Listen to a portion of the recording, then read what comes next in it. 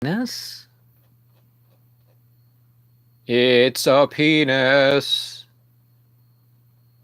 Okay, that's... No, it's a dinosaur. Okay, that's good clarification there. It's a penis. It's a dinosaur. There is a fantasy in this. Penis. No, it's a dinosaur. There is a fantasy in this.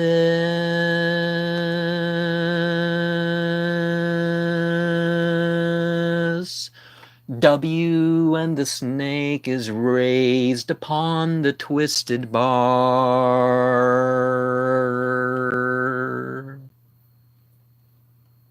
W and the snake is raised upon the twisted bar. I will curse Twitter in the name of Satan, but anyways. Okay. The Golden Dawn Magical Tarot. Next week, I should have the Nargargole Shlod Epistles of Lord Satan to read and have as the backdrop. So that will be the end of that. The Magician, the High Priestess, the Empress, you know, milk. Crowley called them milk and water magic. Some people are like, well, no. Now the OTO is the one not dark enough for some people. The Emperor, Thade, is the New Age revelation that Crowley received about that letter. So its number value is 90. The Hierophant, the Lovers.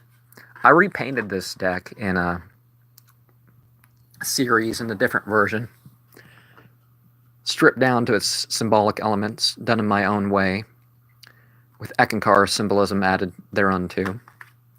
Chariot, Strength, that would be an L, wouldn't it? The Lamed. Lust in the Crowley card. The Hermit, the Wheel, Justice. Would that be a Th? I think that would be a Th. The Theth. What would be called Adjustment. Hanged Man. More of a mystical expression than relying on a savior god and ideas more advanced. Death. Temperance is given 2 cards. Golden Dawn members were said to make a card about the Ascent and the Descent. Crowley's deck has the Descent one, but does that mean that Crowley was a Satanist? He certainly understood the Devil card for what it was.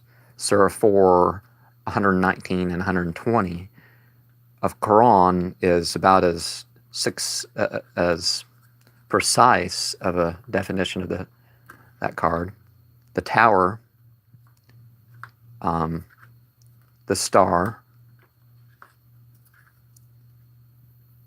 the Moon, the Sun. Judgment is replaced by the Ion in Crowley's deck. The Universe, because it's about the universe, not just the world. The King of Wands.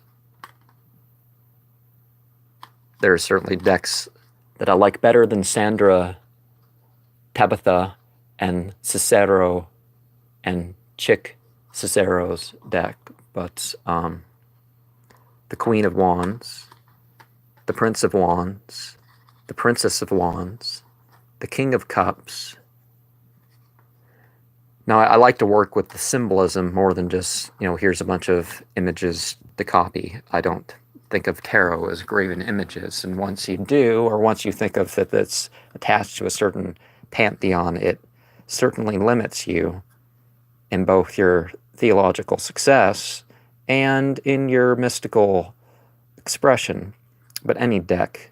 The Princess of Cups was one that was particularly interesting when I redid it, because remember my Blonde Stranger in the Creek card, and The turtle that I represented her as holding,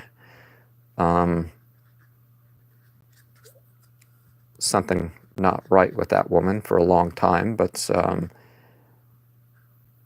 she wasn't used to animals, so some of that can be excused, or at least never really trained how to deal with the smaller ones, maybe. The King of Swords, the Queen of Swords, the Prince of Swords, the Princess of Swords, the King of Pentacles. Gotta love the Dark Knight, right? The Queen of, well, looks kind of like a schmuck, but anyways. The Queen of Pentacles. The concept, anyways. Now, I say we should adjust these to the age of Aquarius rather than just keeping them all in the age of Pisces or even the age of Aries, some of them. The Prince of Pentacles, the Princess of Pentacles. No, I particularly liked my illustration of the Ace of Wands and the Ace of Cups and the Ace of Swords. The Ace of Pentacles, not so much, but I liked it. I think I did a multicolored version to represent the physical, psychic, spiritual worlds.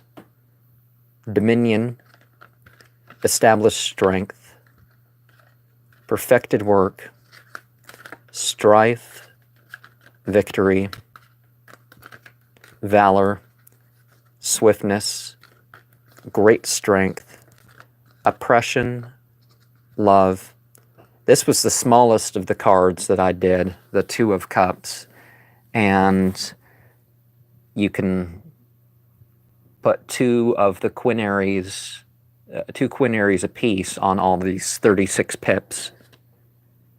And if we rearrange their position in the year to start with the Two of Cups and end with the Ten of Cups, and rearrange some of their, and start and end with the Mercury, or use the triplicity model, we may arrive at some other manifestation of the cards other than like abundance, blended pleasure, loss and pleasure, pleasure, illusory success,